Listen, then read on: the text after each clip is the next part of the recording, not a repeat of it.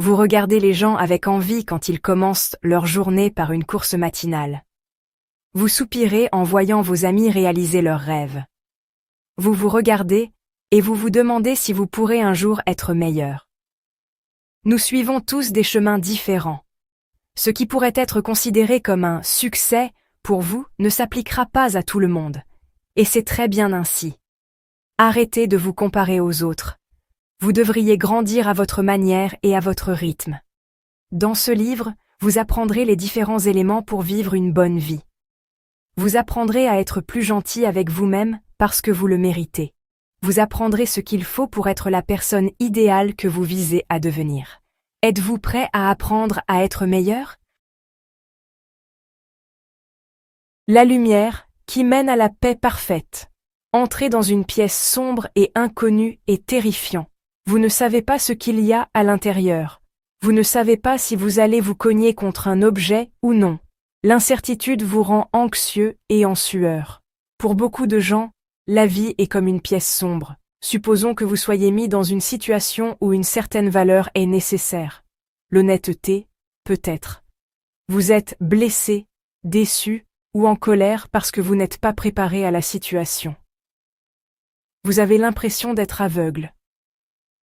Cependant, la lumière de la sagesse dissipe toute trace de confusion, de colère et de difficulté.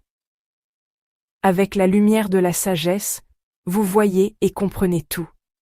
Mais comment atteindre cette lumière? Votre vie est ce que vous en faites. C'est votre état d'esprit qui détermine si vous êtes heureux ou non. Supposons que vous soyez malheureux. Ne blâmez pas les circonstances autour de vous pour votre malheur. Votre perspective négative vous empêche de ressentir la joie. Vous devez choisir d'être heureux. Vous êtes vos pensées et vos actions. Par conséquent, tout ce que vous faites et tout ce qui vous arrive est de votre fait. Vous devez choisir d'être bon si vous voulez être heureux. Cette lumière de sagesse peut être atteinte en menant une vie noble et divine. Chaque jour, vous devez choisir le bien plutôt que le mal, le bonheur plutôt que la tristesse, la victoire plutôt que les échecs.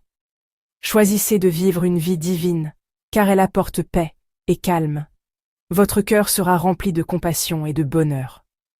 En choisissant ce genre de vie, vous trouverez la paix parfaite.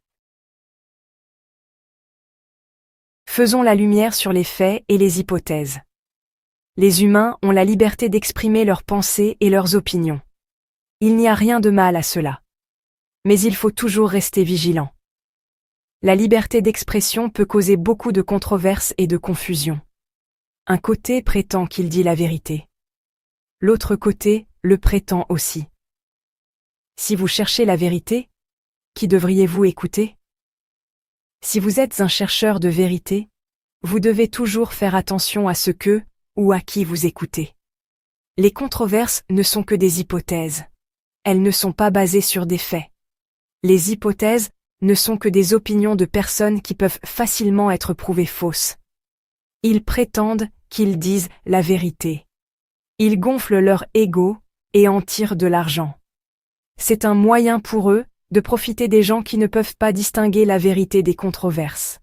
La vérité n'est pas une opinion. C'est un fait. Ces faits de la vie vous entourent chaque jour. Si vous abandonniez votre ego et vos illusions, vous le verriez et le comprendriez facilement. Par conséquent, prêtez une attention particulière à la façon dont vous recevez l'information. Quel est le modèle de votre processus de pensée lorsque vous êtes confronté à des faits et des opinions? N'oubliez jamais que vous ne pouvez pas être séparé de votre esprit. Ce que vous pensez est ce que vous êtes. Cela peut sembler absolu, mais ce ne l'est pas. Vous êtes toujours en constante évolution. À mesure que vous devenez plus conscient de la différence entre les faits et les hypothèses, votre esprit change. Ne cessez jamais de chercher la vérité, aussi difficile que cela puisse paraître. Si vous avez besoin d'aide, vous pouvez vous tourner vers la méditation et la dévotion pour vous guider. De nombreuses figures spirituelles, et les hommes les plus sages de la terre, se sont également tournés vers ces pratiques. Il y avait un homme qui s'est approché de Bouddha parce qu'il cherchait des réponses. L'homme a demandé à Bouddha Que dois-je faire pour atteindre l'illumination? Bouddha a calmement répondu qu'il devait cesser de rechercher toutes les formes de désir. Alors, l'homme a fait ce qu'on lui a dit, et a médité aussi. En changeant sa façon de penser, il a pu atteindre l'illumination. Lumière sur la loi de cause à effet. Quand vous entendez le mot « loi », qu'est-ce qui vous vient à l'esprit? Vous imaginez probablement des salles d'audience froides et des visages inamicaux. Peut-être visualisez-vous un poste de police. Ces associations avec le mot « loi » sont assez attristantes. La loi n'est pas strictement là pour punir, elle est là pour protéger. Que ce soit pour protéger un individu ou un pays, la loi est là. Vous n'êtes puni que si vous la violez. La même chose s'applique à la loi divine. C'est la loi qui régule et protège tout dans l'univers. Elle appelle à la paix et punit ceux qui favorisent la violence, la douleur et l'ignorance. La loi est simple. Elle choisit toujours un camp. Si vous commettez une faute, vous en êtes puni. Si vous faites une bonne action, vous pouvez en être heureux. C'est ainsi que cela devrait toujours être. La loi est le pilier de la justice et de la bonté. Elle vous fait réfléchir aux conséquences de vos actions. Vous grandissez en tant que personne lorsque vous apprenez de vos erreurs. En souffrant, vous apprenez à être plus gentil et patient. Vous ne pouvez pas changer la loi, mais vous pouvez vous changer vous-même. Ne recherchez pas les plaisirs illégaux. Cela ne vous apportera pas un bonheur authentique. Ne fantasmez pas non plus sur un monde sans loi. Rien de bon n'en sort jamais. L'univers est régi par la loi divine. Elle encourage les actes de bonté et condamne les actes violents. Par conséquent, les humains doivent agir conformément à la loi divine.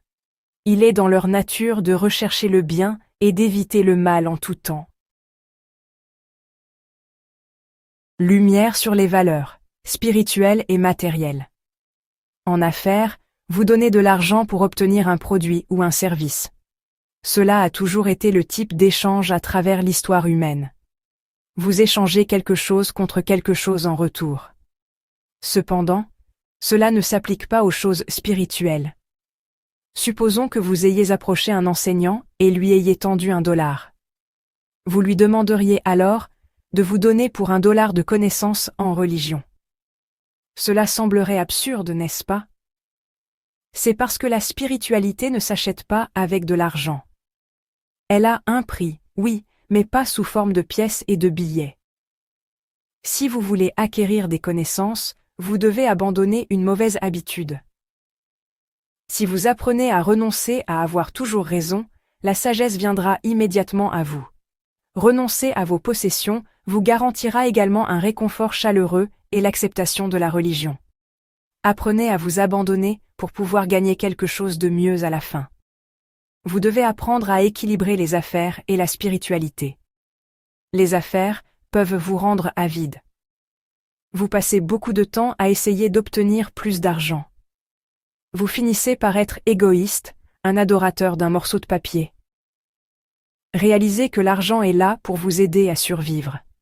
Il ne devrait pas être le centre de votre vie.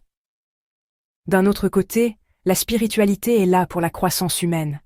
Elle n'est pas seulement pour votre propre développement personnel, elle est aussi pour les autres. Quand vous donnez de la gentillesse et de l'amour à un étranger, l'étranger le donnera à quelqu'un d'autre, et ainsi de suite. Il n'y a pas une once d'avidité dans les activités spirituelles, il y a juste la gratitude de donner et de recevoir des bénédictions spirituelles telles que l'amour et la gentillesse. Les bénédictions spirituelles n'incluent pas seulement l'amour et la gentillesse. Elles incluent aussi la bonne volonté, la patience, la paix et une compassion illimitée. Si vous voulez recevoir ces bénédictions, vous devez en payer le prix.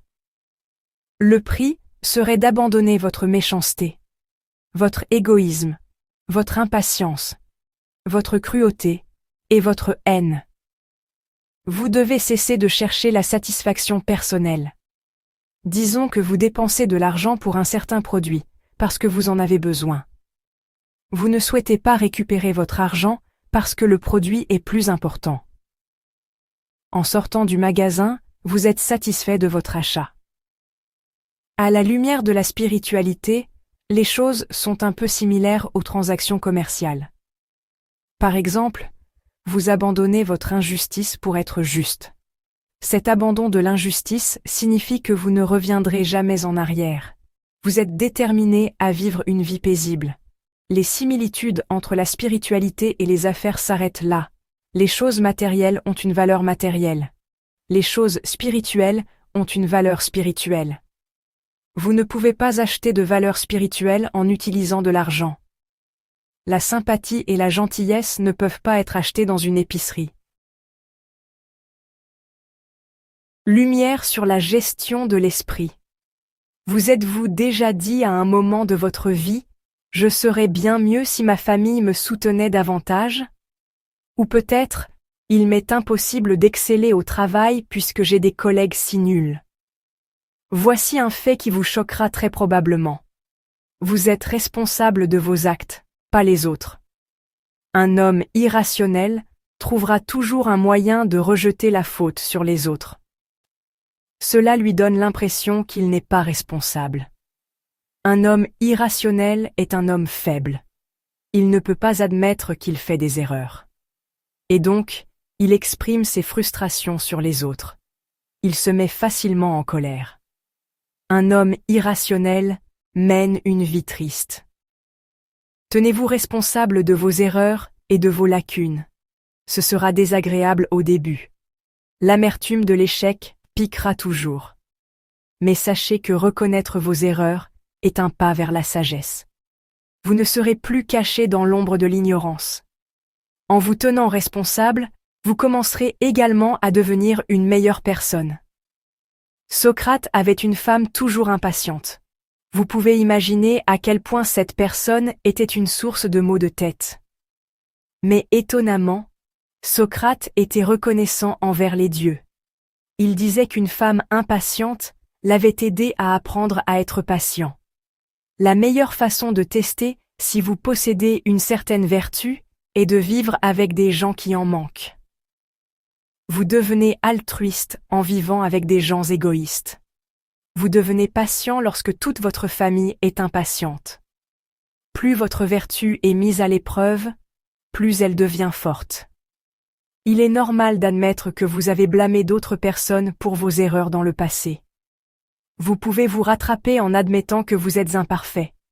Vous êtes un travail en cours. Il est normal de faire des erreurs de temps en temps. Ce qui compte, c'est que vous en tiriez des leçons et que vous grandissiez. Lumière sur la maîtrise de soi, la porte du ciel. La maîtrise de soi est une leçon qu'une personne doit apprendre tout au long de sa vie. Beaucoup ont du mal avec cela parce que c'est un trait de caractère si difficile à acquérir. Pourtant, c'est nécessaire car c'est la porte du ciel. Vos souffrances proviennent très probablement de l'absence de maîtrise de soi. Vous pouvez faire appel à des entités spirituelles telles que Bouddha ou Jésus pour obtenir de l'aide. Mais si vous ne vous régulez pas, appeler à l'aide est inutile. Vous devez faire les efforts nécessaires pour vous contrôler réellement. La fleur ne sort de la terre que grâce à son propre travail acharné. Pour sortir de l'obscurité du manque de maîtrise de soi, vous devez vous battre. Aspirez à cette lumière de la maîtrise de soi.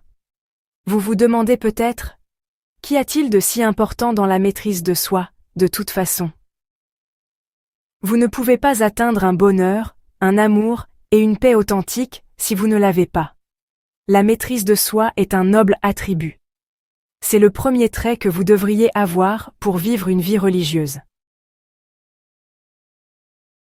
Lumière sur les actes et leurs conséquences. Agir uniquement en fonction des résultats est une mauvaise mentalité. Beaucoup sont tentés de faire le mal à cause de cette mentalité. Supposons que vous posiez un acte répréhensible. Vous savez que c'est mal, mais vous le faites quand même. Vous vous dites que les autres seront heureux grâce à vos actions. Mais vous vous trompez vous-même, vous avez toujours tort. Un homme sage se concentre uniquement sur l'acte et non sur les conséquences. Si vous souhaitez être sage, faites cela fidèlement. Chaque action que vous posez, demandez-vous si elle est juste, Ne vous souciez pas des résultats. Voyez comment ce genre de pensée élimine le doute et la peur dans votre cœur. C'est simple et direct. Vos actions ne seront jamais mal interprétées comme étant maléfiques. N'agissez que si vous pensez que c'est juste. Les fruits de vos actions n'ont pas d'importance. Le Seigneur Krishna considère ces personnes avec une grande estime. Il les décrit comme étant suprêmement bonnes et sages. Agir en raison de bons résultats est une position problématique. Vous serez constamment rempli de confusion et de douleur. Vous pourriez agir d'une certaine manière aujourd'hui, mais de manière opposée le lendemain. En d'autres termes, vous devenez incohérent. À cause de vos propres actions confuses, vous n'obtenez pas les résultats que vous souhaitez. Faites chaque acte avec un sens de la droiture. De cette façon, vous resterez stable et sûr. Les actes répréhensibles n'apporteront jamais de bons résultats. Cependant, les actes justes n'apporteront jamais de mauvais résultats. Lumière sur la liberté individuelle. Le pouvoir que vous avez est limité à vous-même. Vous pouvez maîtriser votre pensée, mais vous ne pouvez pas maîtriser l'esprit des autres. Vous pouvez choisir ce que vous pensez, mais vous ne pouvez pas penser à la place des autres. C'est une chose frustrante à admettre. Au final, vous ne pouvez pas forcer les gens à agir ou à penser comme vous. Même si c'est pour leur propre bien, vous ne pouvez pas les contrôler. Si vous souhaitez changer les autres, donnez l'exemple. Vous avez peut-être un frère ou une sœur plus jeune qui a des difficultés à l'école. Ne le grondez pas parce qu'il ne fait pas assez d'efforts. Au lieu de cela, agissez comme un mentor ou un enseignant. Guidez-le patiemment et avec constance. C'est à votre frère ou à votre sœur de décider s'il accepte ou rejette votre offre. Ne vous fâchez pas s'il refuse votre mentorat. Comme mentionné, vous n'avez aucun contrôle sur les décisions des autres. Ce manque de contrôle peut être déstabilisant pour les autres. Mais sachez que vous êtes votre propre maître. Vous pouvez choisir vos pensées et vos actions. Par conséquent, vous devez également être préparé aux conséquences. Vous êtes responsable de vous-même. Cependant, ce genre de pensée devrait également s'accompagner d'un avertissement. Parce que vous avez une haute opinion de vos pensées et de vos actions, l'égoïsme peut apparaître. Il peut vous rendre égoïste et arrogant. Vous empiétez sur la liberté des autres d'avoir le contrôle de leur propre esprit. Vous leur refusez la liberté. Tout cela parce que vous pensez savoir ce qui est le mieux. L'ignorance vous empêche de grandir. Elle vous fait penser que vous savez tout. Cela fait de vous un antagoniste dans la vie des autres. Ne seriez-vous pas irrité si quelqu'un vous disait comment vivre votre vie? Vous avez la liberté d'agir et de penser comme bon vous semble. Mais cette liberté prend fin lorsque vous violez la liberté des autres. Apprenez à vous humilier. Apprenez à respecter les autres. Lumière sur la bénédiction et la dignité du travail. Le travail est une chose noble. Les activités mentales et physiques vous donnent vie et énergie. Plus vous bougez, plus vous vous sentez vivant. Ainsi, la mort arrive quand on ne peut plus bouger. Les gens sains d'esprit aiment le travail. Il n'y a pas de surmenage pour eux, puisqu'ils mènent une bonne vie. Si vous pensez être surmené, alors vous avez la mauvaise approche. Le travail ne vous épuise pas. Ce sont l'inquiétude, les mauvaises habitudes, et le fait de ne pas être satisfait qui vous épuisent. Ne voyez pas le travail comme un ennemi. Voyez-le plutôt comme quelque chose avec quoi vous pouvez avoir une relation saine. Vous pouvez en tirer des leçons, et ce faisant, vous pouvez devenir plus sage. Soyez fiers de tout travail que vous avez. Sans vous, l'entreprise ne serait pas aussi productive. N'ayez pas peur du travail. Ne soyez pas paresseux ou honteux de votre profession. Céder à votre paresse peut vous pousser vers la pauvreté et le crime. En revanche, un travailleur digne sera poussé vers son meilleur lui-même. Il sera constamment victorieux dans ses entreprises. Tout cela est simple, vraiment. Vous obtenez ce pourquoi vous travaillez. Si vous ne faites pas l'effort, alors ne vous attendez pas à être généreusement récompensé. On ne devient pas riche sans travailler dur. Si quelqu'un y parvient, c'est considéré comme du vol. Profitez-vous des fruits du travail d'autrui sans réellement travailler? Alors vous volez une autre personne. Votre travail vous rend plus fort et meilleur. Que ce soit physiquement ou mentalement, vous prospérerez. Pensez-vous toujours que votre travail n'est pas noble? Alors, faites-le quand même avec un esprit noble. Des moments difficiles peuvent vous tomber dessus, mais gardez la tête haute. Tout en vaudra la peine à la fin. Conclusion. Vous avez appris que vous pouviez atteindre l'illumination dans tous les aspects de votre vie. L'illumination, dans ce sens, consiste à faire de votre mieux. Vous avez appris que tout ce qui vous arrive est de votre fait. Si vous voulez réussir, vous devez vous efforcer d'y parvenir. N'oubliez pas que vous êtes le reflet de vos pensées et de vos actions. Prenez vos responsabilités. Vous avez appris que la loi n'est pas aussi froide et intimidante que vous le pensiez. La loi régit le comportement humain. Elle renforce cette notion. Ceux qui enfreignent la loi méritent d'être punis. Ceux qui la suivent sont félicités. Cela vous rappelle que vous récoltez ce que vous semez. Vous avez appris que les valeurs spirituelles et matérielles ne doivent pas être confondues. Les valeurs matérielles assurent votre survie car vous recherchez nourriture et abri.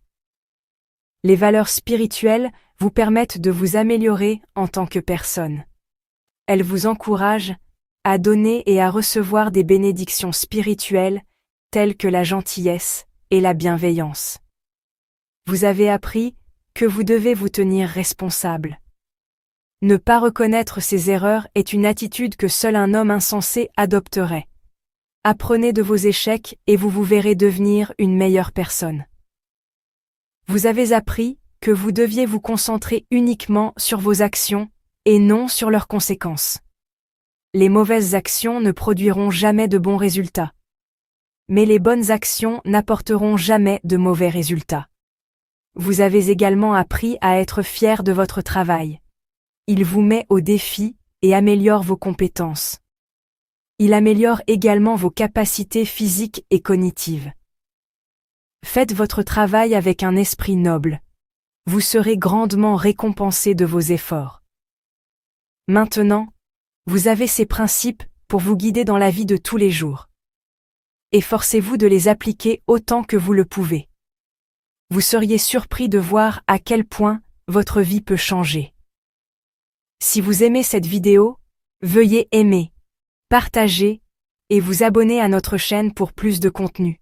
Merci d'avoir regardé.